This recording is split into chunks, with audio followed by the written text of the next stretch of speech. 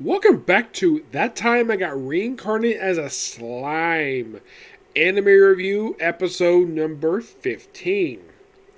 This is reviewing episodes 38 to 42. The titles of these 5 episodes are A Meeting of Humans and Monsters, Remus's Warning, I will get this one, The Congress Dances, Eve of Battle, and The Demon Lords.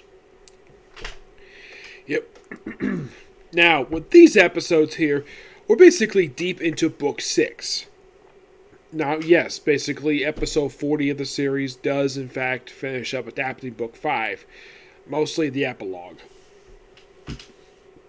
So mostly putting these episodes, here's what happens. We had the meeting and, they had to introduce everybody. And then, of course, these are the plan. And then Valdora shows up. Yes, Valdora shows up actually wearing a shirt. He just basically wore be polite, and they all shocked. Basically, the Archduke and the King of the Dwarves Rimuru, private chat. And they go to Rimuru's nice office, where they're all having tea. And, Valdor, of course, then he does explain his backstory, which basically he does details assembled later. And basically, they kind of formulate a plan that basically to deal with Kaimon and spreading the whole thing with Valdora and make a cover story that Valdora was the one who actually killed the big, humongous 20,000 army, not Rimuru.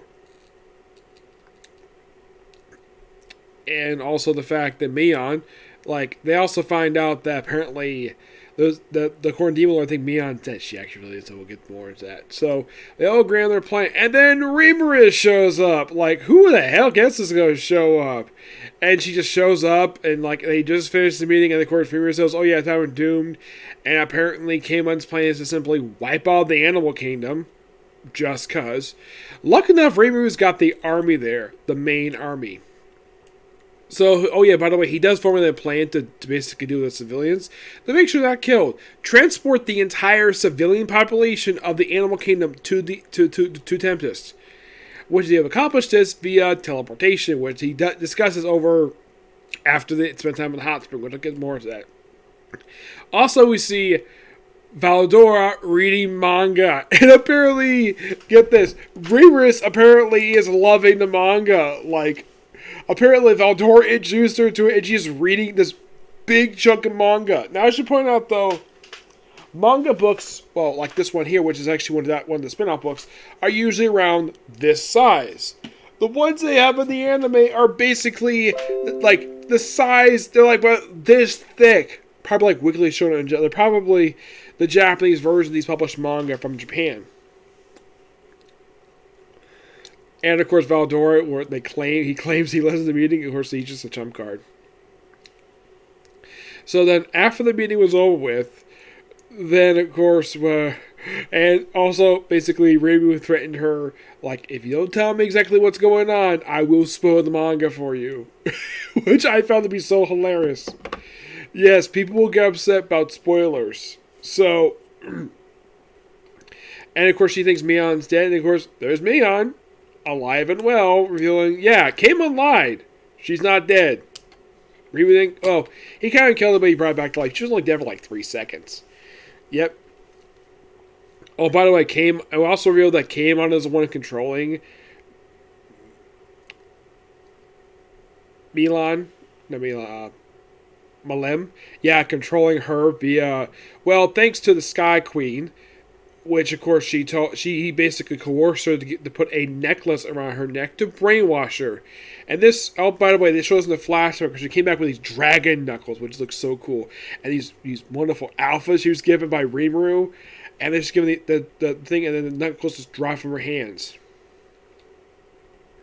Yes, those nice looking big dragon knuckles. Yep. Oh yeah, and by the way, Claimant, in the book, he does this too. Right after she's brainwashed become his marionette, he proceeds to beat the living crap out of her while she's basically not able to fight back. Yeah, she can't do anything at all because she's under his control. The Sky Queen is not very happy with this. The only reason why she's cooperating with him because he has something over her, which they explain a little bit later on. So, And of course, she's warned by one of the Harley Quinn Alliance, don't underestimate Malem. And don't he gives them a warning. Of course, he also is informed about the Valdor's return later on. Yep.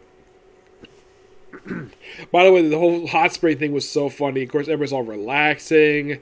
And by the way, they also form a good trade agreement with relations between Tempest and the Sorcerer Kingdom. And then of course, the Archduke is like, "Hey, Aaron, how's this stuff? How's the water over there?" And then apparently, I think it's her doing this, where she proceeds to throw the pail. Of course, this is Japanese, so hot spring throws it over the wall and hits over his head. And everyone knows he's an overprotective father. He's like, "No, I'm not." "Yeah, you are." Which I found that to be so hilarious. And of course, Rimmer is like, "Why am I not over there with the girls?" And by the way, we actually have the Dryads there. They're both naked, and they're washing Rimmerus. And they're washing her basically like a doll. Like, "Here, well, use a finger to wash her body." She's like, it's so ticklish. I can wash myself, which I found to be so funny. And they put her in one of the pails because she can't fit in the water. And then apparently her golem is basically bathing too. And she's like, "Do you ever sleep?" I found that to be so funny. Yep. Yeah, I found this scene to be so hilarious. So basically, they're informed about the Walpurga stuff, which is basically a big for Demon Lords. And according to her, you can bring 2 attendants with you. You can't bring any more than that because it would cause a fuss. So Rhea brings Shion because Shion will get upset if he doesn't bring her. And of course, also brings Braga. Yes, of course. Oh, by the way, the whole thing with the former nation. Yeah, they confessed that apparently they captured 3 people: the former king, the archbishop, which apparently he helped start this war because he wanted to be a high position with the guy who's the actual cardinal of the Western Church, which I think in the show is heavily inspired by the Catholic Church, based on the pictures. But the clothing is. Looks like from the look of the clothing they use here in the anime, it's probably based on the outfits Buddhist monks wear. Or at least inspired by it, because Catholic priests do not wear anything but black a lot of the time. Yes, I've seen many pictures of either you wear black or white or red. Never orange. Yep. And, of course, everyone's shocked the fact the guy they have in custody is, in fact, this particular famous sorcerer who possessing another guy, which apparently, according to Raphael, is definitely is able to happen. I also like the fact every hero is wearing komodos, including Rimmerus, who's wearing a komodo with watermelons on, which I found to be so funny. The fact that she's wearing watermelons, probably as a joke, the fact because because a lot of the time some people kind of call women with big breasts melons. So that's actually probably funny in joke on the part of the anime doing that. And of course, she is wearing normal clothing for some reason, not wearing the komodo. Shion is, but Shuna's wearing a komodo, but Shion is basically wearing her normal businesswoman attire. And of course, also Trini decides to go with Rimris because, she has high respect for her, and plus, they're just really good friends. Yep. Yep. Meanwhile, though, Leon Karaman, one of the Demon Lords, finally returns, first time since his flashback appearance back in Season 1. He meets up with another Demon Lord who apparently is infatuated with him.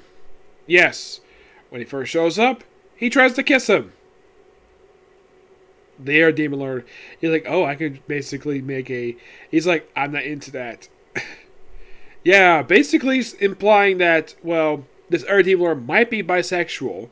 And in the case of Leon, from what I can tell, he's clearly straight. Yes, he is definitely straight. And of course, also, there's another dragon there. Valdor's beautiful sister. I gotta whip it hands to this woman's hot. I'm like, if I meet Valdora, damn, your sister's hot. So is your niece, because Malem is actually his niece. Yes, they build this in the book. They'll probably get to it in the anime. Though in the book they refer to, I will get to that more when I get to the last 6 episodes of this. So a bunch about Walpurgis, which apparently something did happen in Asian mythology. But mostly put, this is just...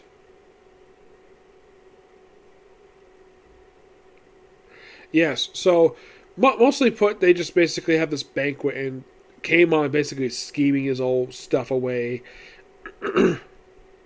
But of course, basically, you could say these first episodes are set for the second half of the remaining episodes of the series that's aired so far for it. I would not be surprised after they do the movie, which I will talk more about that when I get a chance to talk about the actual like final episodes of the series. Yep, but these are really good episodes. Thoroughly enjoy them, and well, also in the case of Yam, basically he takes the king, well, the guy he's going to replace, he's going to become the king of that country, and well, kind of start, if they don't believe in the card, start a civil war, which allows him to become a new king. And of course, Diablo's accompanying him. Of course, Milan's with him too because he's like, yeah, I do this just to impress her.